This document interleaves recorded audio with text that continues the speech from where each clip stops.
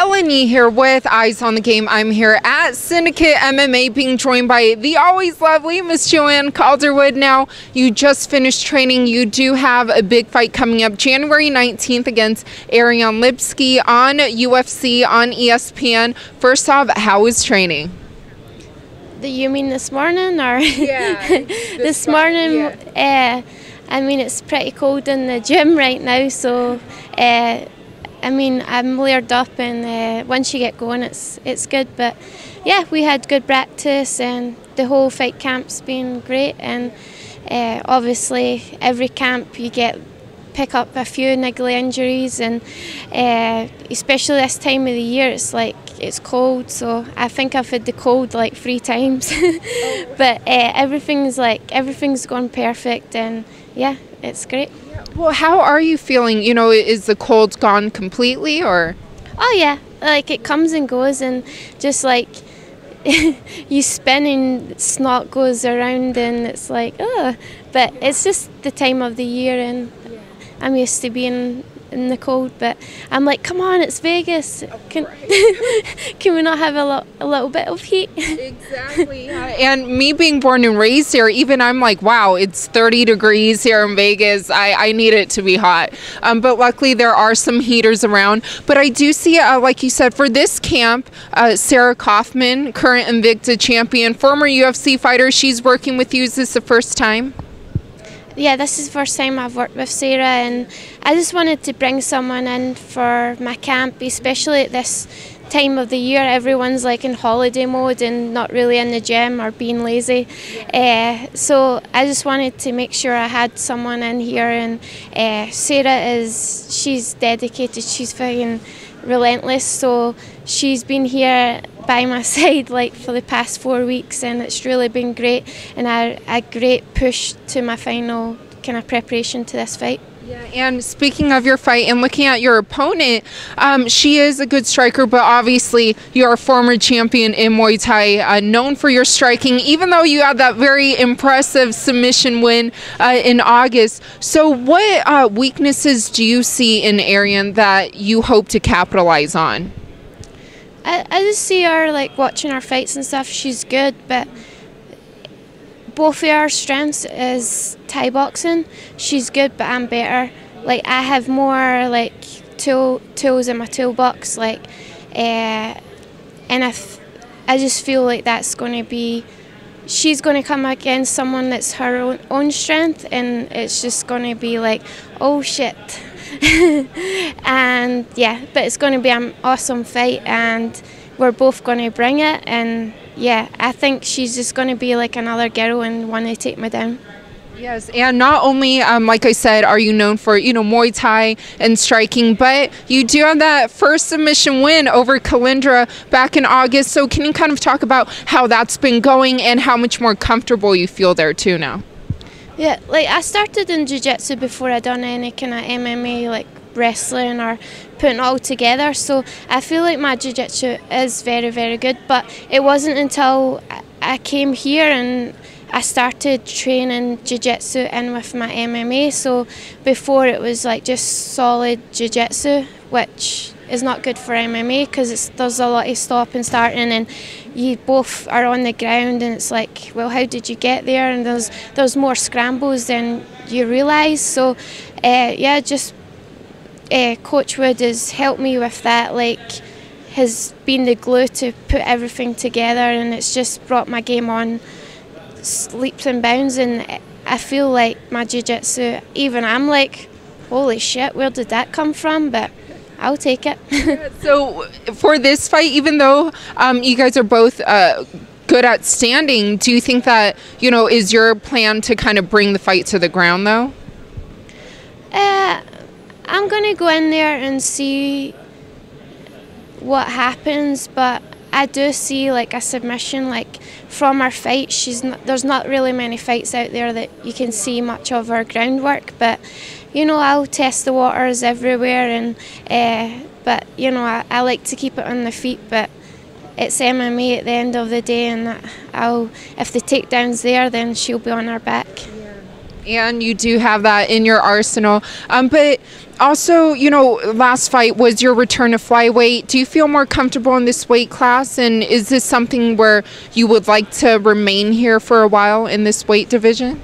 Yeah, for sure. Like, since I've moved here and I've been talking to the nutritionists at the UFC PI, they've helped me a lot, and they've just brought my knowledge up and the knowledge about cutting weight and everything. And I knew I was like it wasn't a good feeling like fight week and all camp, so I knew I had to make changes there, and they've just brought my knowledge up, and it's been a blessing in disguise. Like, although I feel like I've wasted so many years at like wasting my potential and wasting all my energy and trying to cut weight, I just feel like now's the time. I know my body better than ever thanks to them. Like, and yeah, it's just going to bring my game up and show my true potential.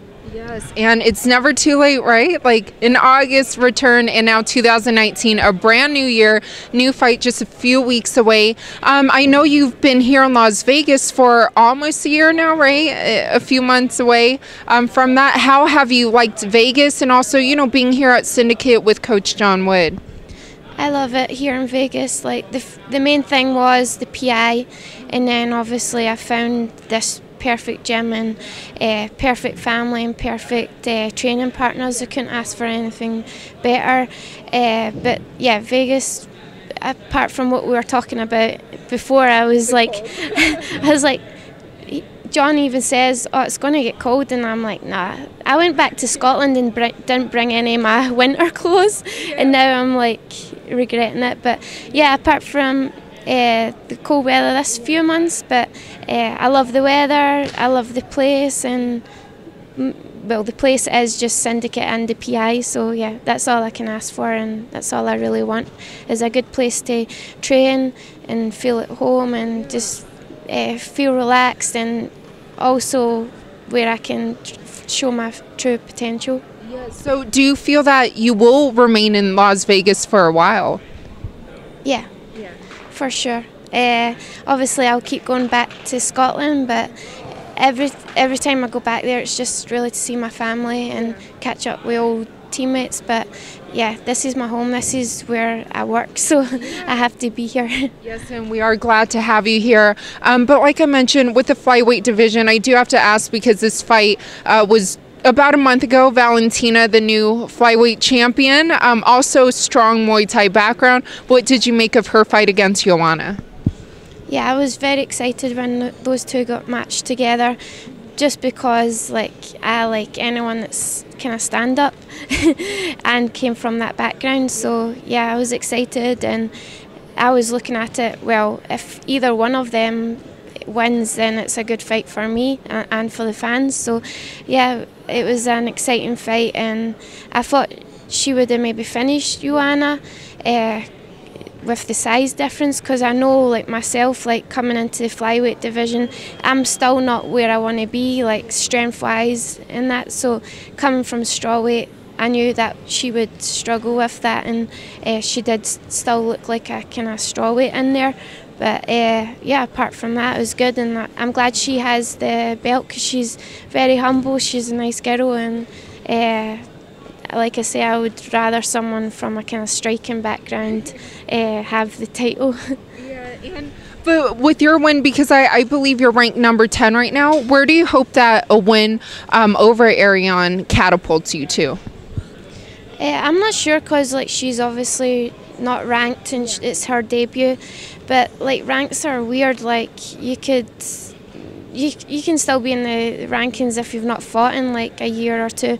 So I'm just looking at it as I'm going to go in there and I want to like make a statement and keep my 3 fights at flyweight. I've got stoppages, so I just want to keep it that way. And I did see something on Instagram where you and Cynthia kind of had a little back and forth. Is she still someone you would like to avenge that loss to after this, or have you kind of moved on from that?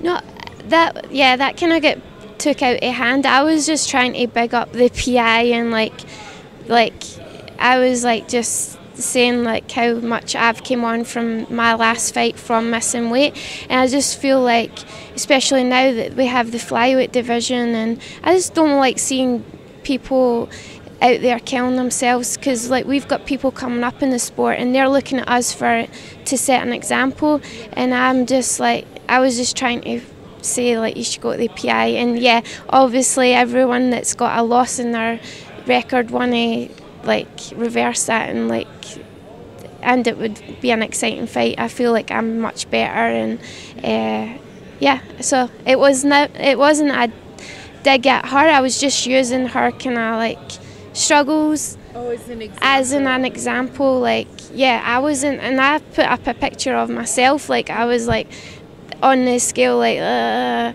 I'm just like, I just feel like I want to promote more healthy weight cuts, and just through the PI, like I think the UFC fight, especially UFC fighters, there's no need to be struggling and to be like on the scales nearly collapsing, you know, there's no need for that. But I'm glad you have found, you know, a healthy way to get that weight cut. And I have seen a trend lately where a lot of fighters who, for example, most recently, Michael Chiesa moved up in weight, and they have found a lot of success. And like I said, even your last fight in return to flyweight, right?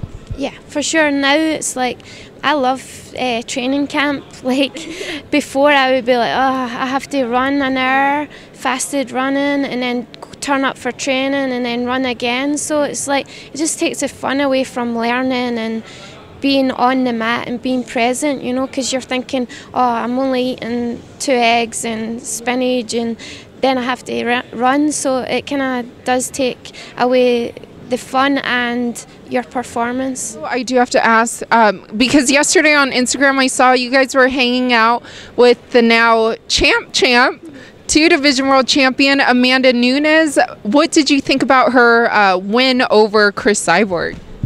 It was amazing, and I just feel like she showed a lot of like inspiration. No, like she went up in weight, and like Cyborg's, like everyone like was like, oh man, she's a feared lady, and she just went in there and she was like, you know what, and she showed everyone that she's just human at the end of the day. So it was very inspirational, and then just hanging out with her, she's humble, and just like, you wouldn't even think that she was double champ. Has she given you any words of advice leading into your next fight?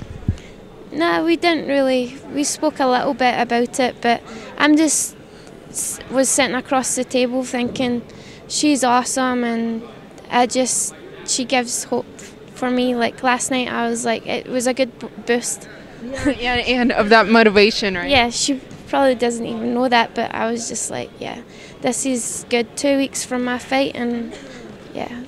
And that's good to have that energy. And looking, like I said, into the new year, what are some goals that you have for this year, or, you know, how many times you would like to fight? Definitely 3 times this year. And then just keep jumping the ladder, and just as long as I can go out there and like start someone, then there's no way I can stay at number 10, you know. I just keep jumping up, and yeah, just having good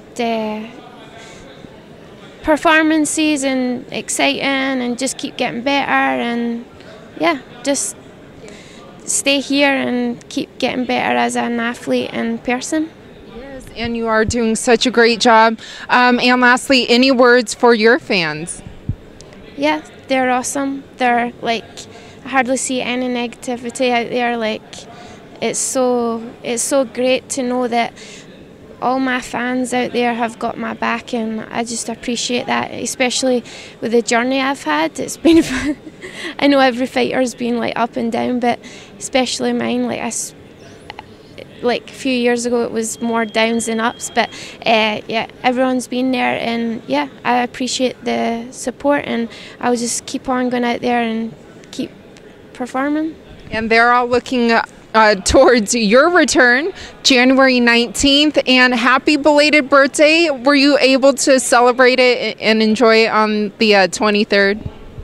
Yeah, it's my birthday's a kind of weird time. It's like everyone's focusing on Christmas, so it's kind of been a bit like, it's my birthday, but yeah, it's Christmas as well. But yeah, this year was special, and I enjoyed cake, and that's a good thing about flyweight, and like now I know I have room for a little bit of a treat here and there, so that's good. And yeah, it was awesome day. I'm glad. Well, that is very well deserved. Well, once again, thank you so much for your time. I really appreciate it. And congratulations on all your continued success, and best of luck to you January 19th. Thank you so much.